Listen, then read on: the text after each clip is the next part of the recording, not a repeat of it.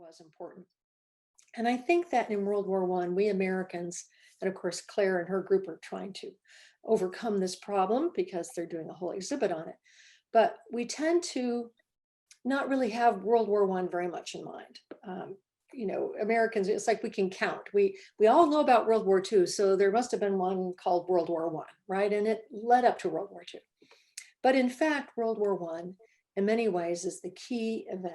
It's sort of the start, you might say, of the 20th century. And it still echoes and it still shapes who we are today and how we look at our world in the 21st century.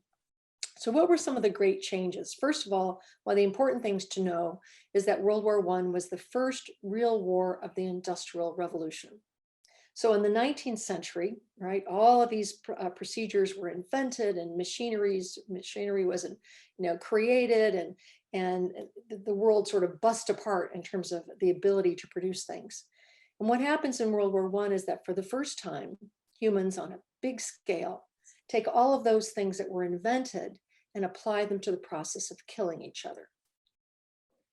It's not why those things were invented, but they're technologies that come to be applied to war, and it changes warfare altogether. So that's one of the first and important things to know about World War I and why it's so bloody and why it's so, it takes so long, it's so intractable. The other thing about World War I is that it's the beginning, really, of the worldwide spread of democracy.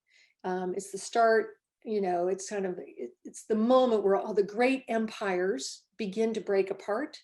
And what replaces them are all these nation states, many of which are Republican in government, meaning they don't have kings or queens, they are citizen-run governments. Even if it's just a small group of citizens and it's a dictatorship, nevertheless, it's a non-monarchical form of government. So this is when republicanism, if you will, and democracy really begin to spread worldwide. And lastly, another important thing about World War I is that as a part of this spread of democratization, you get the vote for women. Now, I know you might not have seen that coming in this talk, but it is an interesting outcome of World War I, and it's related to the fact that America's first women soldiers serve in this war. Because in the United States, almost every major group that won the vote were soldiers first. So women were soldiers before they were voters. Black men were soldiers before they were voters. 18-year-olds were soldiers before they became voters. Men without property were soldiers in the Revolutionary War, which led them to be able to vote afterwards. And so these are the kinds of connections that I think are really important to know in terms of what is the significance of World War I. So to begin, I'd like to say a little bit about suffrage, and then we'll go right into the war and what happened. All right, so women's suffrage was an old campaign. It was so old that it was about 70 years old. I mean, it may seem odd to us today, where we can't imagine that, our father could vote, but our mother can't, or our son can vote, but our daughter can't. We can't really imagine that world. And yet for 70 years, reformers around the world had lobbied for the vote for women, beginning first in the United States. But it wasn't first in the United States that women began to really be able to vote. In fact, this shows you at the turn of the century, one of the important advocates for the vote, which was Emmeline Pankhurst in Great Britain. You kind of know it's Great Britain because of the British lion in the background, right?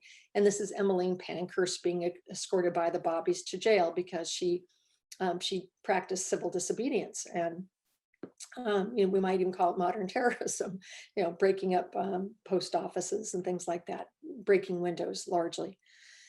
In the United States, this was an even older campaign, as we know, beginning in 1848, and it wasn't until 1920 that women got the vote, so a really long time. Now, at the time that we're looking at, the era of World War I, this is the vote campaign began to tick upwards. This is what we might call the first Women's March on Washington. Of course, we all know about the women's marches in recent times after before the inaugural of President Trump. But this was before the inauguration of Woodrow Wilson. And Woodrow Wilson was an opponent of the vote for women. And so the suffragists mounted a campaign. But again, it was a campaign that, as the daughter of Elizabeth Cady Stanton said, it was like in a rut that wore deeper every year.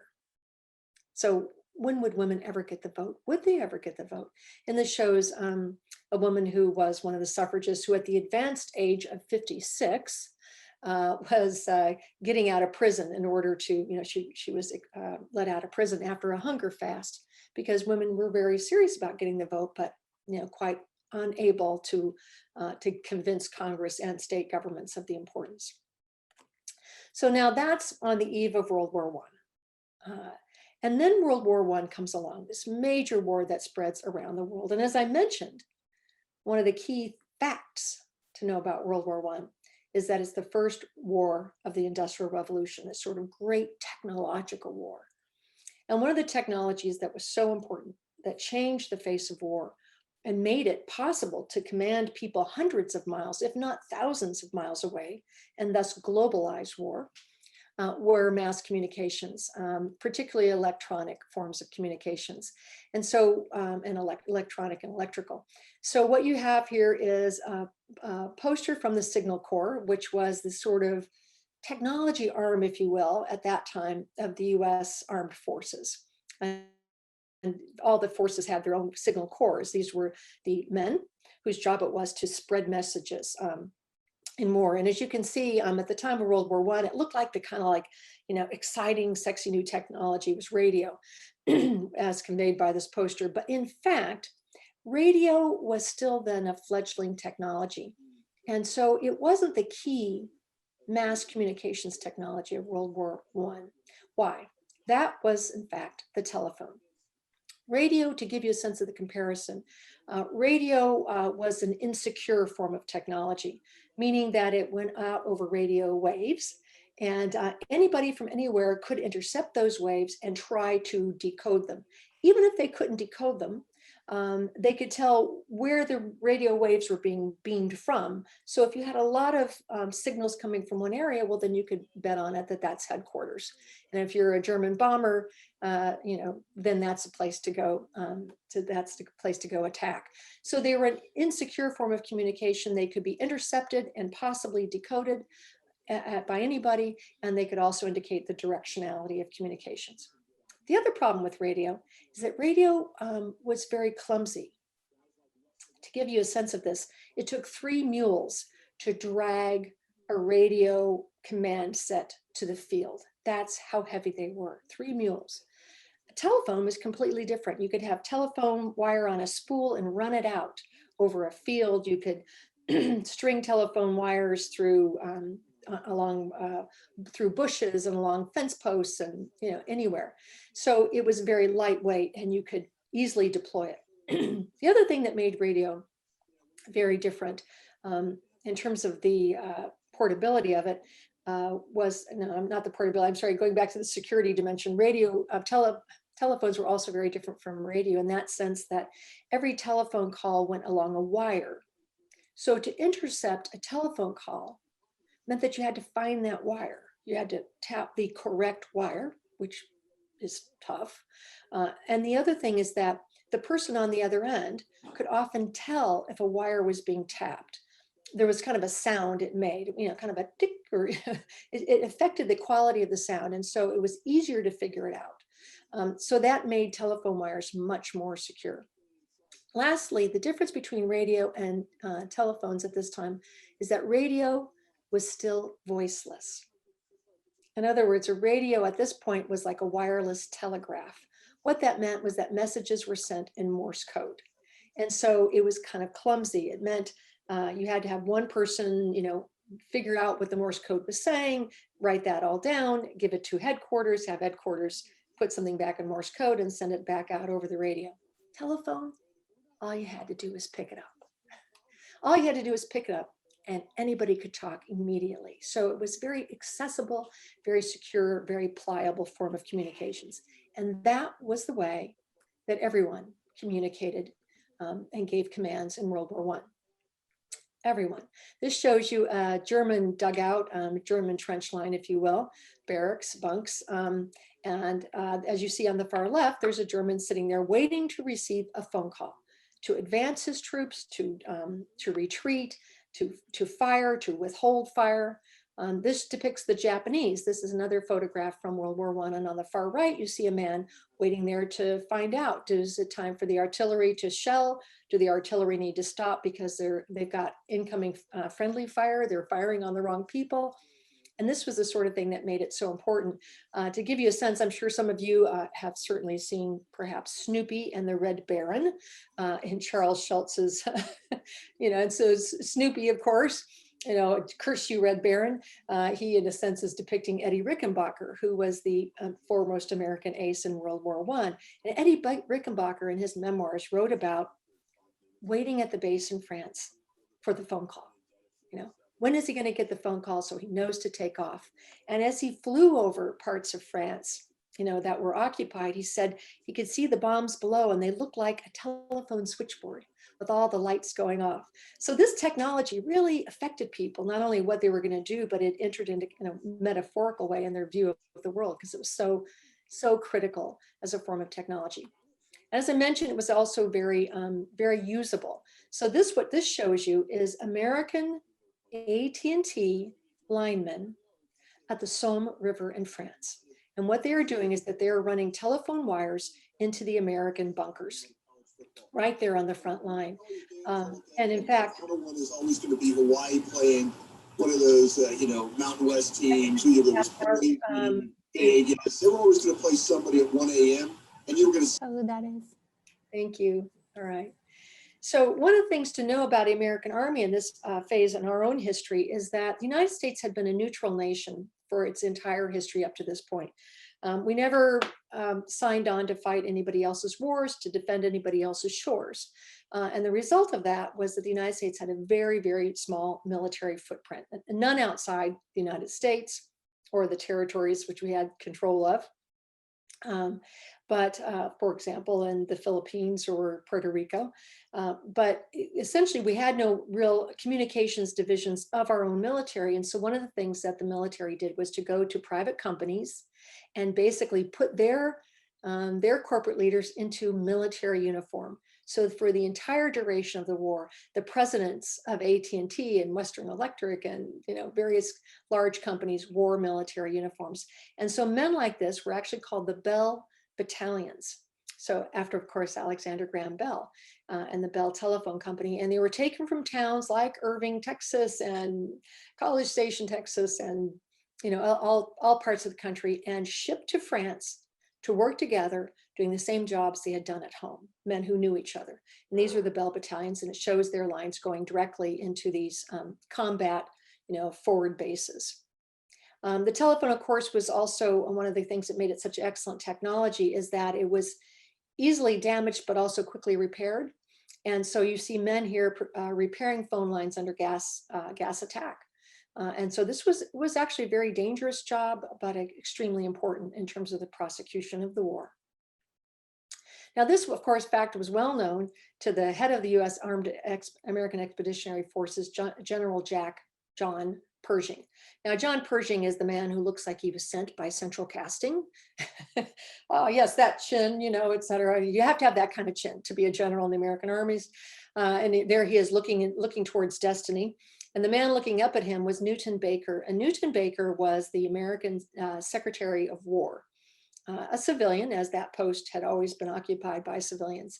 And one of the things that Pershing found when he got to France in 1917 is that he had trouble doing this elemental thing of making phone calls. Now, every order he was going to give out virtually would be communicated over the phone if it was any distance. Or many of them. Of course, there were things that were sent by telegram or conveyed in person, but many orders went out, and very rapidly over the telephone, most efficiently over the phone. And so what he found is that, first of all, that American doughboys were not very adept at this particular job, which had been a kind of sex-segregated occupation. That is the job of telephone operating. Because you can get the wires into the trenches, and you can get them back to the headquarters, and you can make them secure, but every call had to be individually connected by hand. And what Pershing found is that he really couldn't do that. He was struggling with that. Newton Baker did not like the idea of using women in the Army, however, and resisted that. Even when that idea was first floated, he resisted it very strenuously.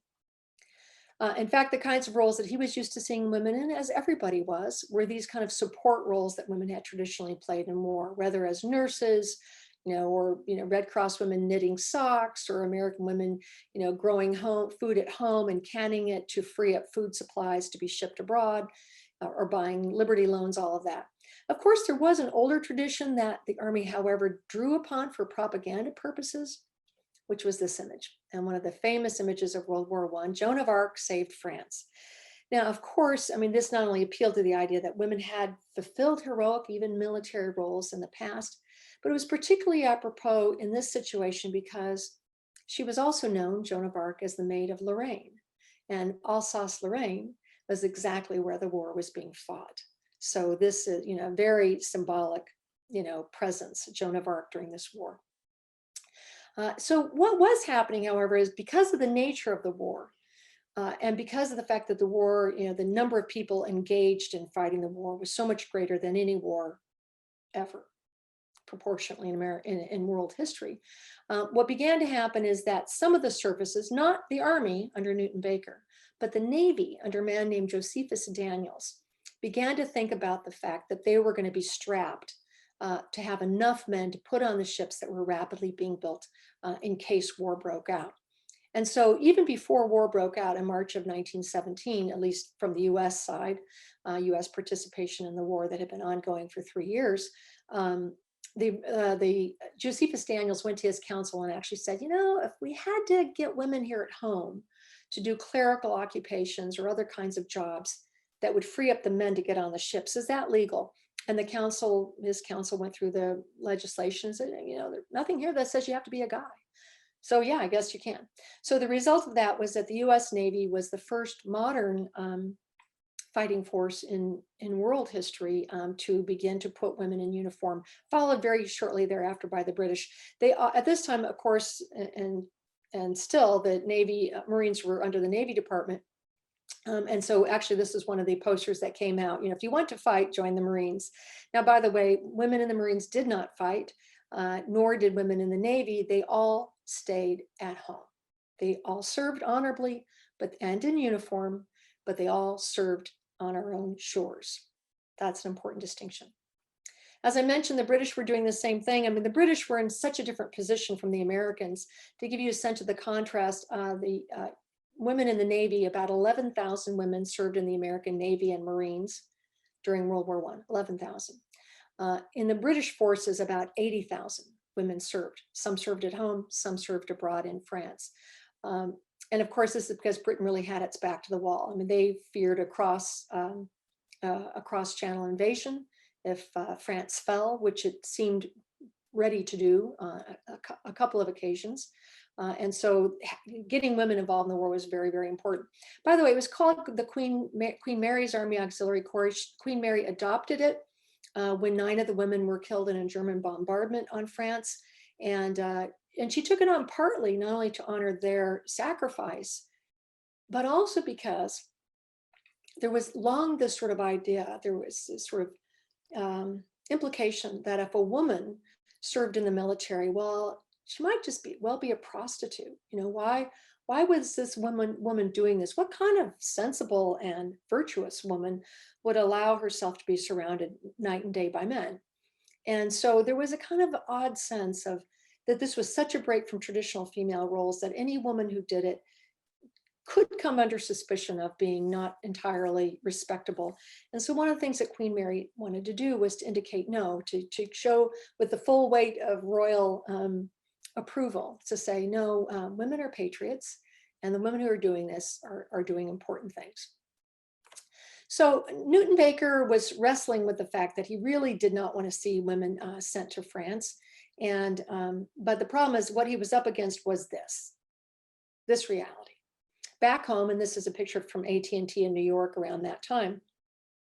Back home, women had done this job virtually since it was invented in the 1870s by Alexander Graham Bell.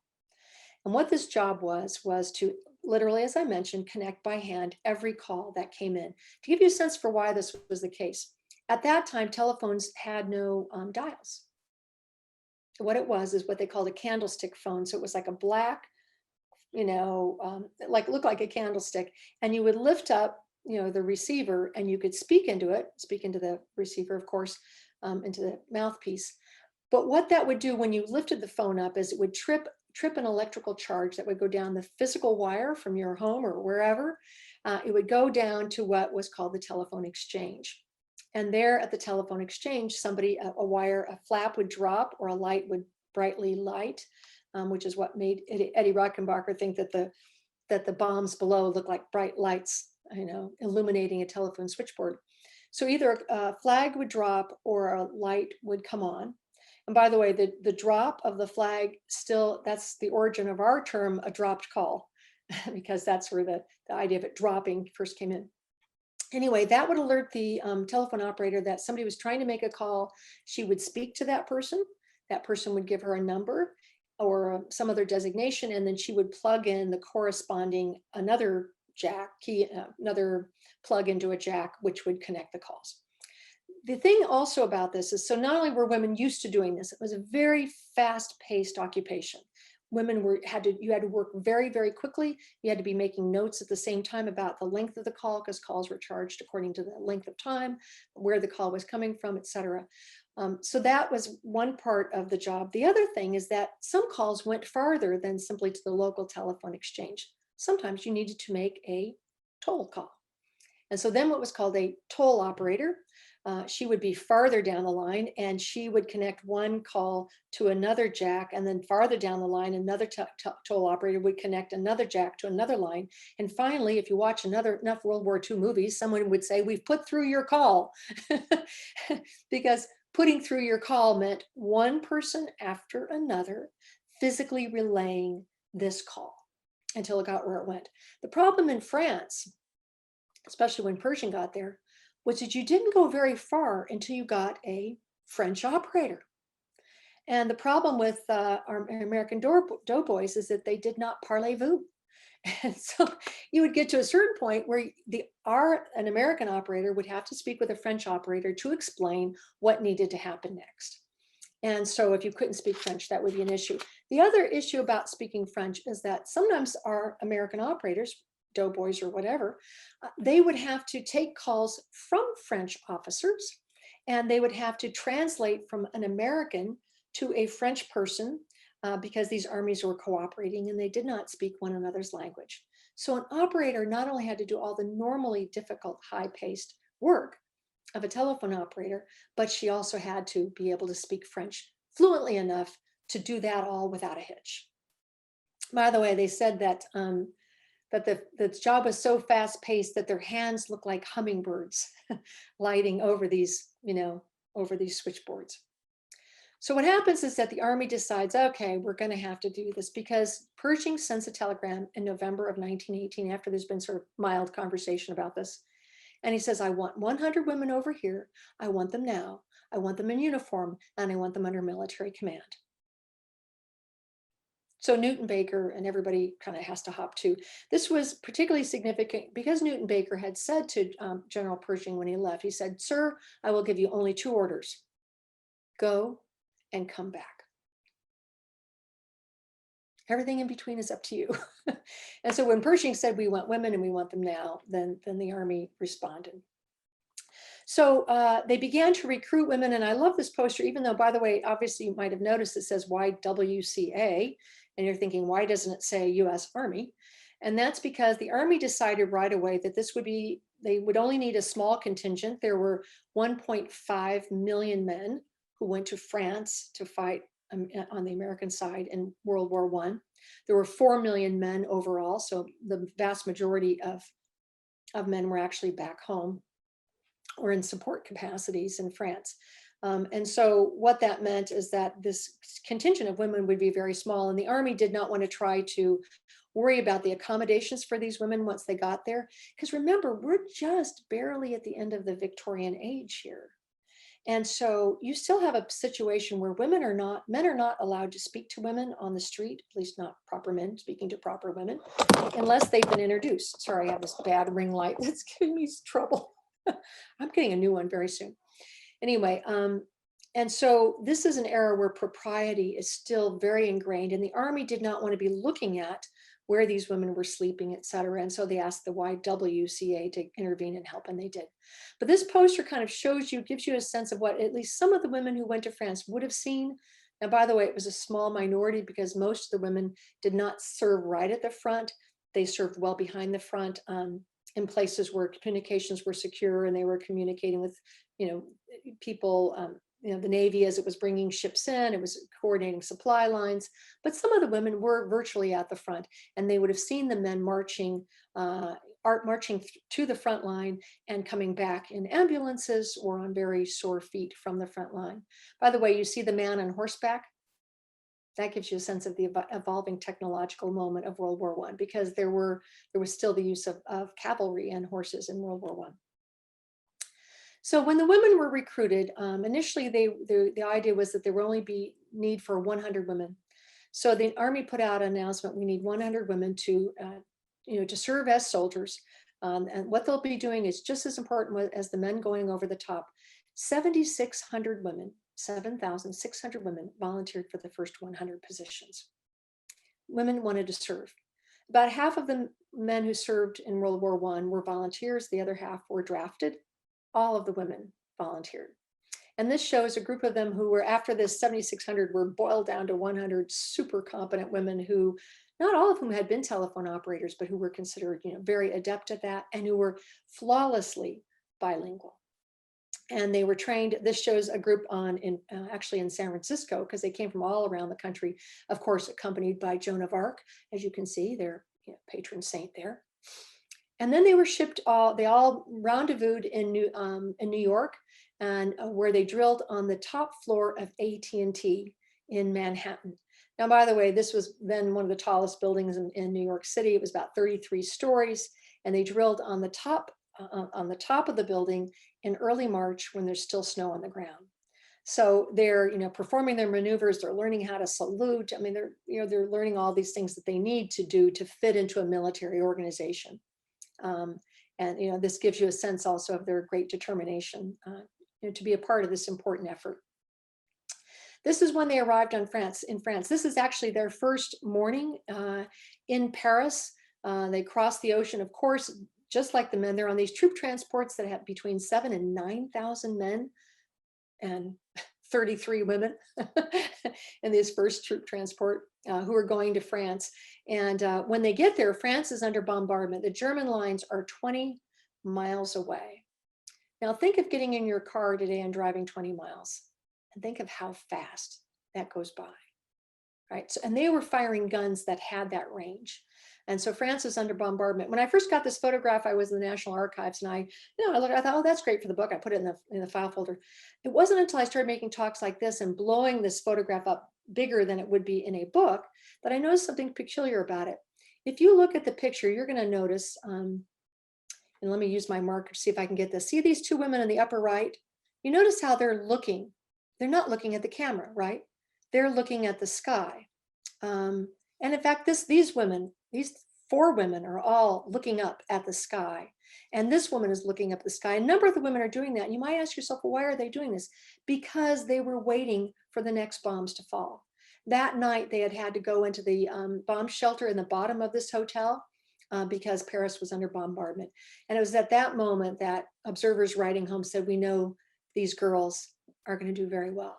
Because they were told, okay, look smart, get out there, line up, you're now going to be sent out across France. And so there they are, getting their pictures taken, waiting for the bombs to fall, and ready to connect the calls. In the middle, I would like to point out is this woman. Her name is Grace Banker. She was the woman who at age 24 was made the leader of the Signal Corps.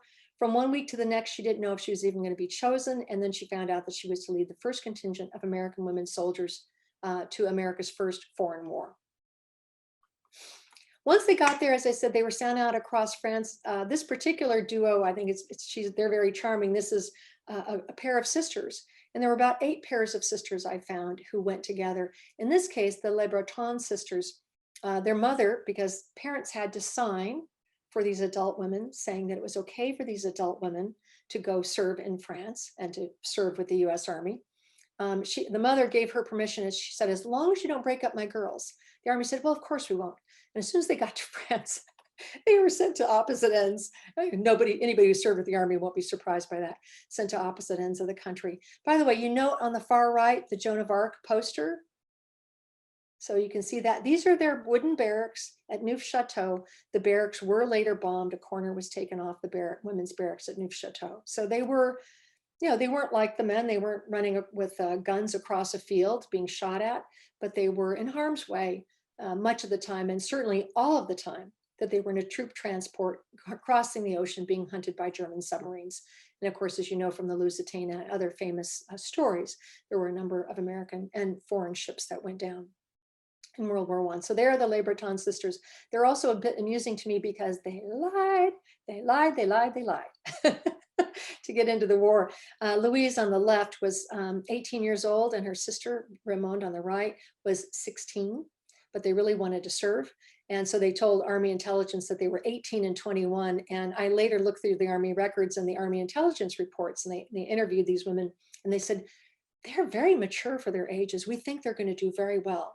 And of course, the Army thought they were older than they actually were, but even so, they were impressed upon these gentlemen that they were very mature. So these were the women, and these particular 3 women that you're seeing here on the far right is a picture of Grace Banker. It's her from the back. In the middle is a woman named Tootsie Fresnel. Well, her name was Esther, but that's Tootsie to you. And Esther Fresnel was 18 years old. And on the far left, with wearing also a headset, but also glasses, is a woman named Bertha Hunt, who was the old lady of the expedition at age 31. She was also married, the only married woman. Generally, married women were excluded, but her husband was an officer and she was allowed in. You'll take note that on the backs of their chairs, they have their trench helmets. So in case of bombardment, and at one point Grace Banker was scolded severely for going outside just as shrapnel was falling and she didn't have her helmet on. You also see their gas masks. One thing you don't see, because it's tucked into their blouses, are their dog tags.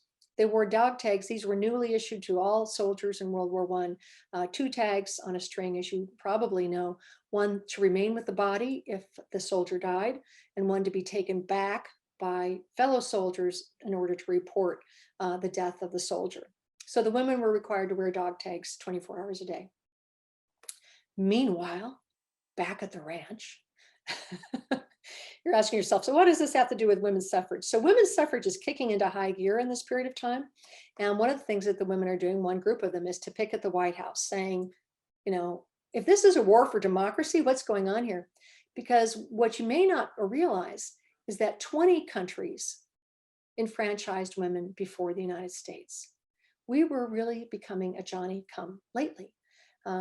And so what was happening during the war, as so many citizens around the world were participating in the war, Britain gave the vote to women, a year before the United States. So women's suffrage, like democracy itself, was starting to cascade worldwide.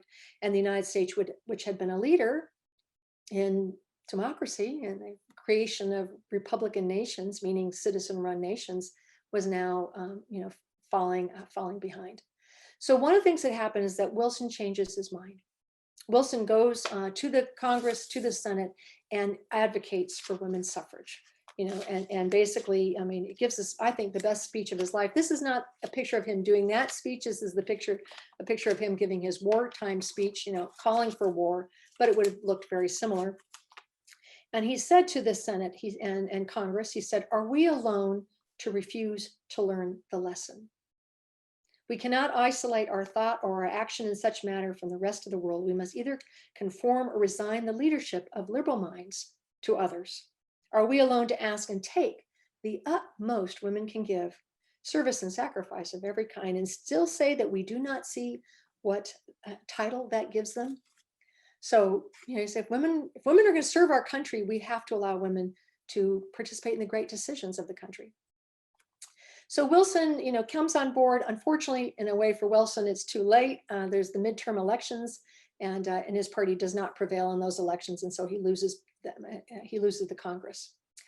Now, meanwhile, back in France, this is what happens as these women are brought into more and more dangerous capacities. When the U.S. Army gets there, it actually takes virtually a year before the Army moves into position to fight major battles. That's part of the long-term organization that that Pershing is required to go through. And so what you see here are the kinds of ways in which women are brought in kind of helter-skelter almost. As you see on the left, these are the secret orders to Miss Banker, right? Grace Banker, Miss Fresnel, Tootsie to you, Miss Prevost, also known as the Wildcat, but we're not going to talk about that now.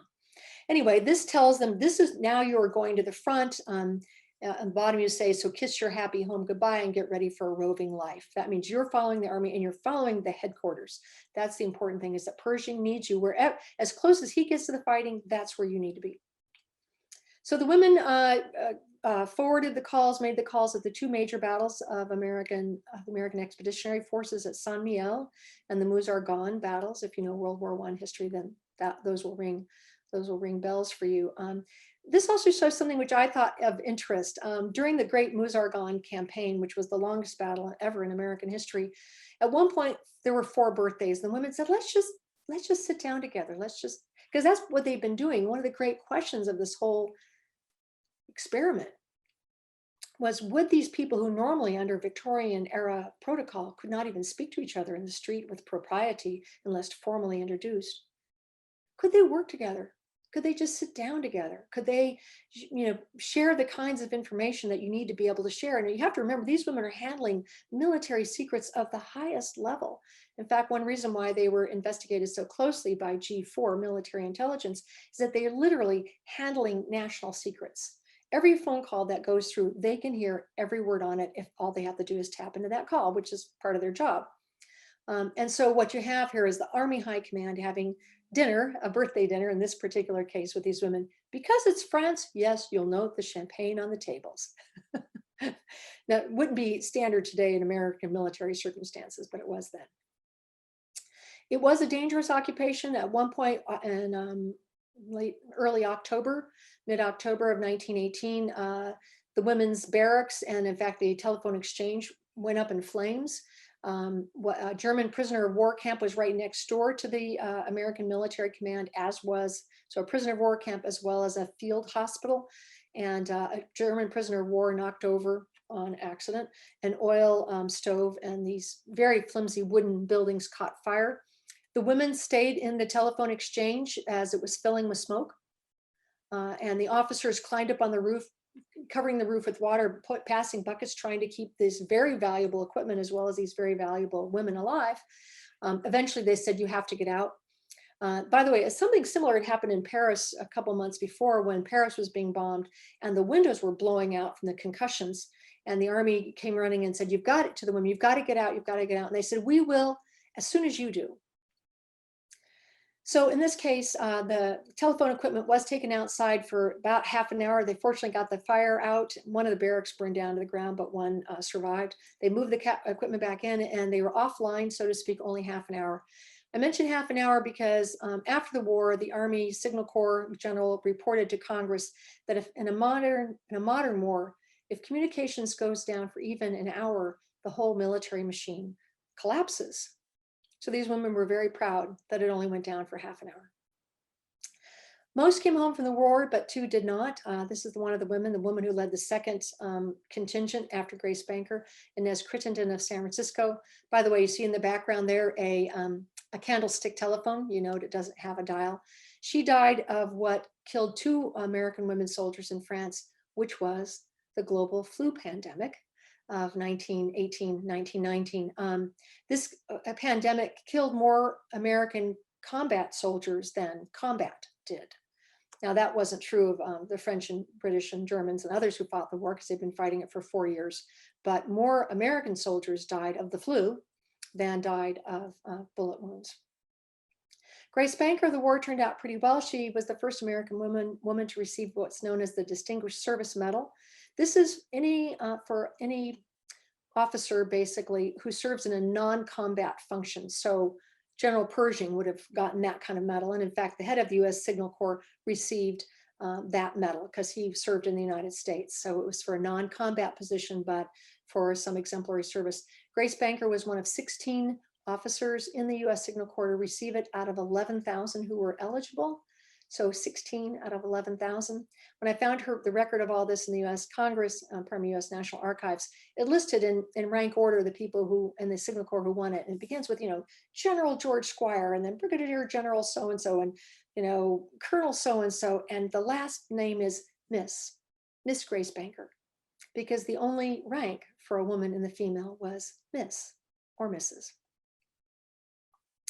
Woodrow Wilson's war didn't turn out so well. As you know, he lost the midterm election, which meant that the Treaty of Versailles, which he negotiated, was not signed by the United States, but it did nevertheless set the shape of the entire 20th century. The modern security apparatus, the United Nations, the way we look at foreign affairs really goes back to the 14 points of Woodrow Wilson and to the Treaty of Versailles, even though the United States bailed on participation.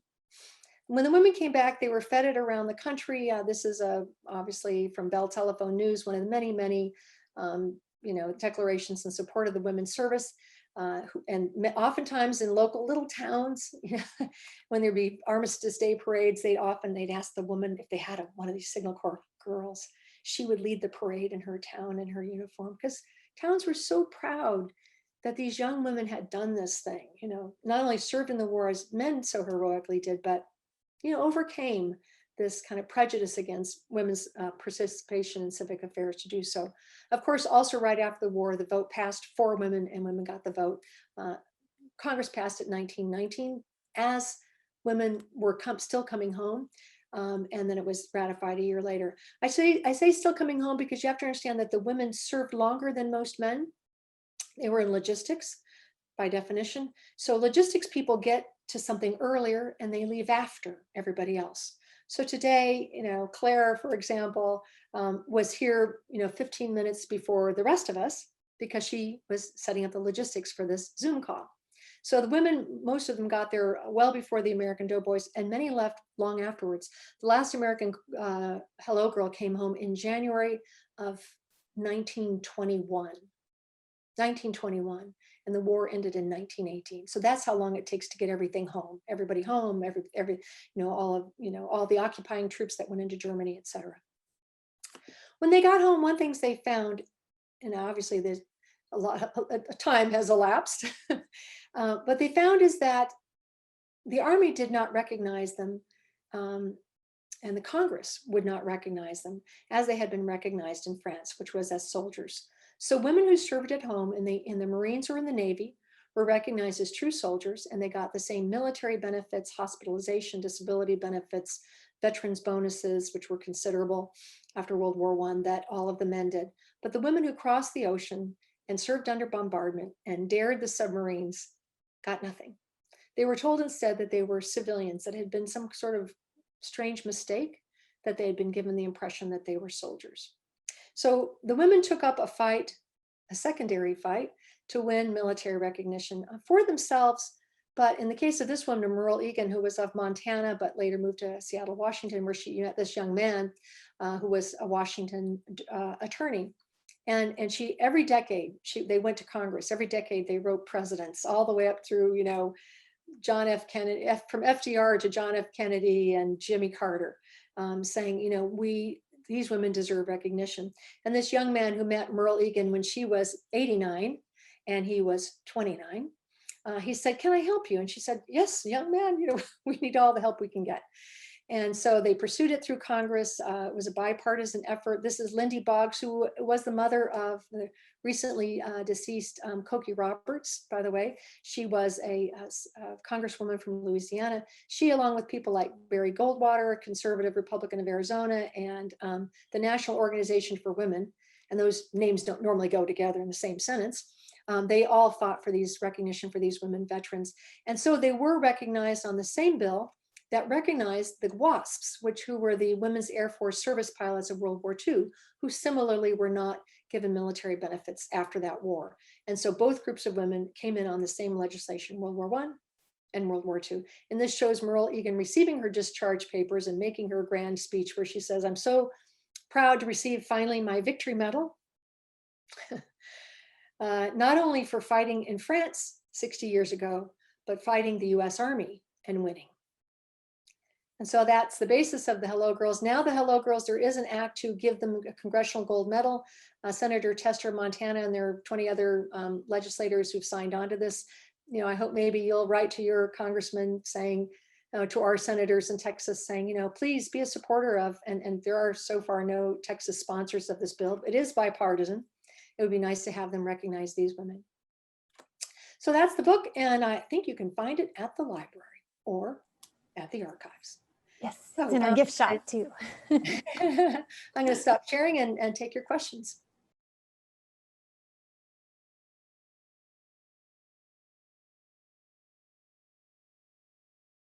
I had one. So I was curious in your research, did you find that the descendants of the Hello Girls, did they kind of stay in military service? I know a lot of times that carries on in families. Great question. Interestingly, a lot of them did not know that their mothers or grandmothers had been in the military service because of this very thing. Some of them we've since been in touch and they said, oh, I thought my great grandma was like a nurse. I didn't know she was one of the first women soldiers. Or sometimes people knew, but they didn't really not know the dimensions of it. One family who became very helpful to me was the family of Grace Banker, as well as the family of the Le Breton sisters. But Grace Banker's granddaughter said, yeah, I knew that grandma served in World War I. And I said to her, you know, I need a particular photograph. Do you have any of your grandma's papers? And she said, well, there's a trunk. I think we have a trunk. And so I said, well, do you have FaceTime? And she said, yeah, I do. I said, can you go open the trunk? So she takes me to this family storage room and there it is, this green trunk, stamped Grace Banker, stamped US Signal Corps. She lifts the lid and there's grandma's mess kit and there's grandma's trench helmet and there's grandma's gas mask and there are grandma's letters, which she'd never seen. And so she has become a great advocate now for the congressional bill. And in fact, you know, if you Google that, you'll probably come across a woman named Carolyn Timby, who's the granddaughter. She never met her grandma who died young of breast cancer. And in fact, by the time the women got their military recognition, only about 30 out of about 300 were still alive. And so those women did get military, they got nothing else, by the way, they did not get the benefits or the bonuses. But as one of them said, before the bill finally went through, she said, all I want is a flag on my coffin.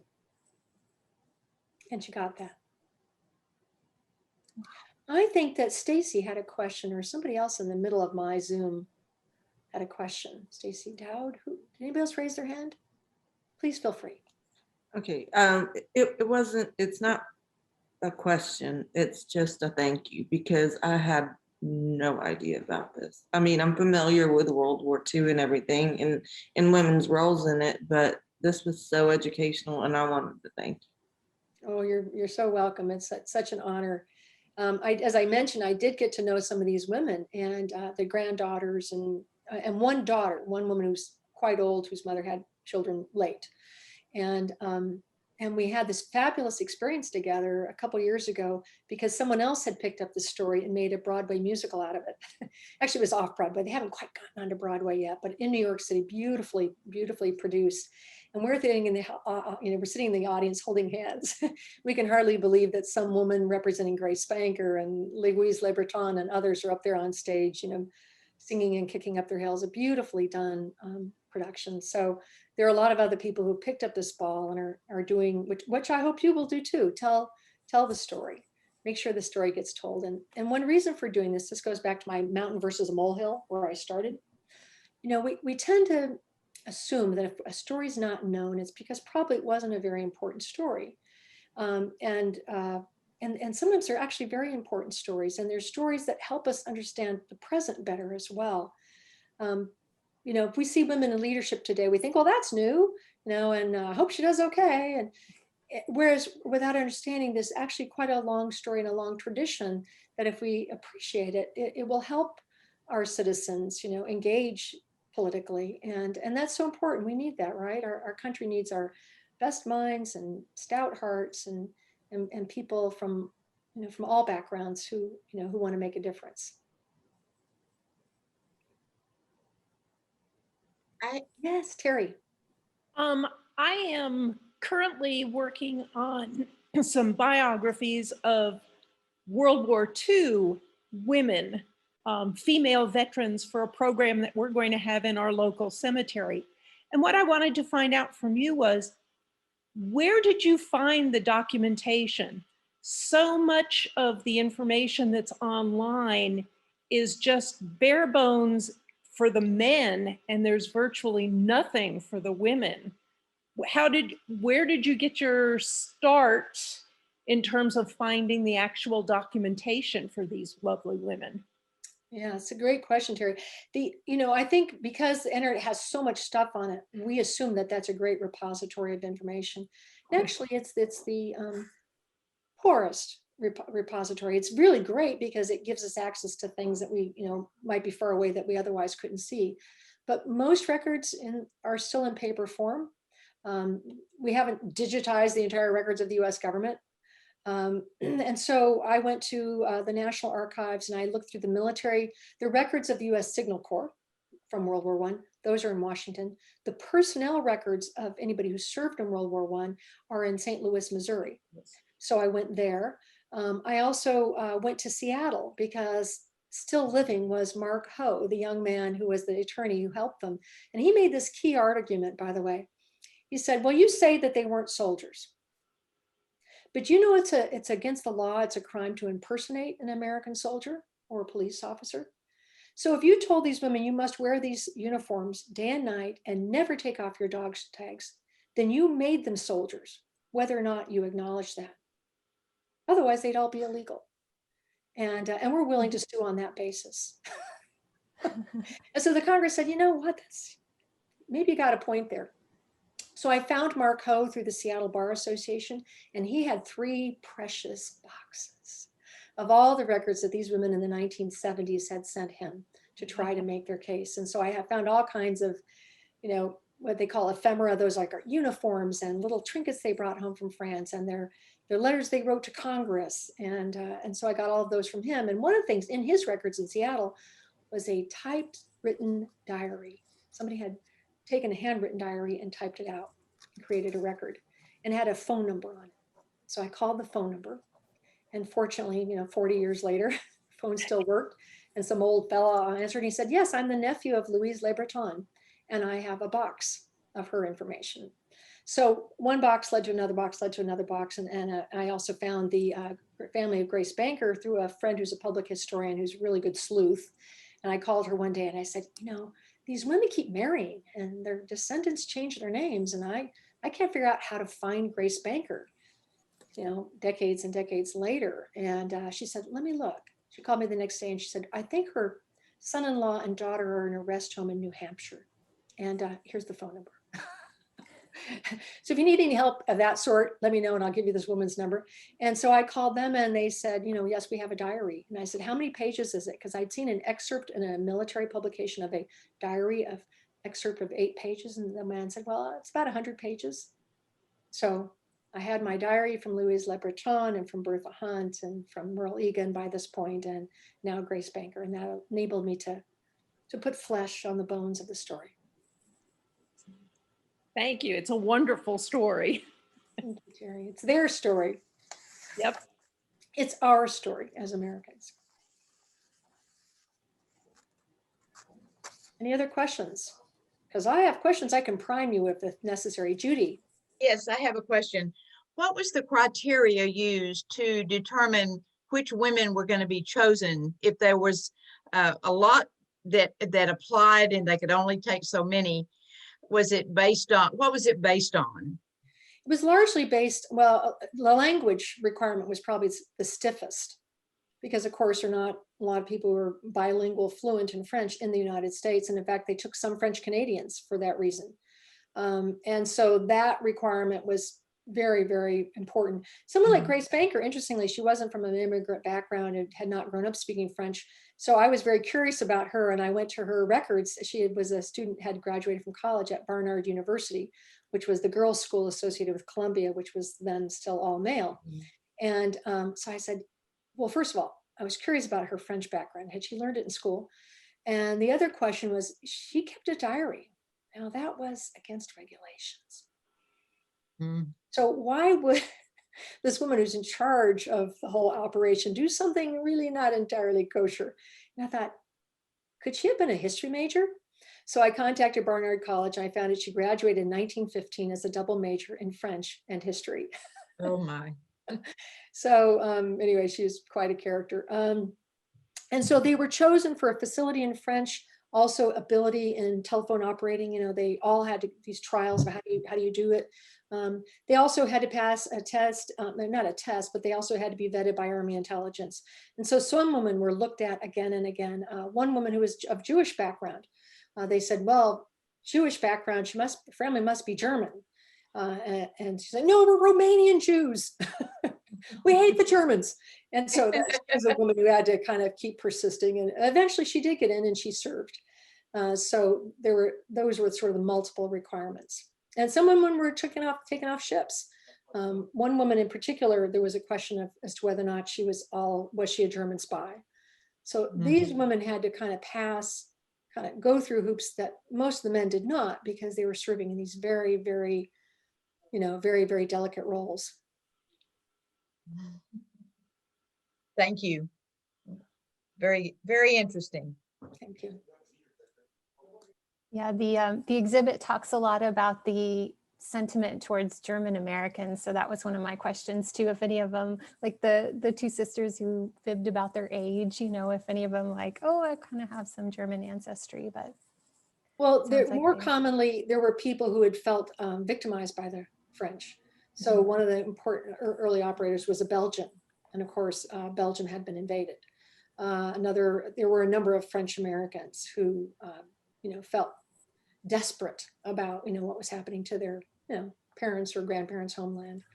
And so, I'm unaware of any Germans who were allowed to serve in this capacity, German Americans, because there was a lot of suspicion. Any other questions? If not, I think we're 2 minutes over. Is that right? Oh, all right. Well, big thank you to you, Elizabeth. This was just, thank you for sharing this fascinating history with us. Really appreciate it.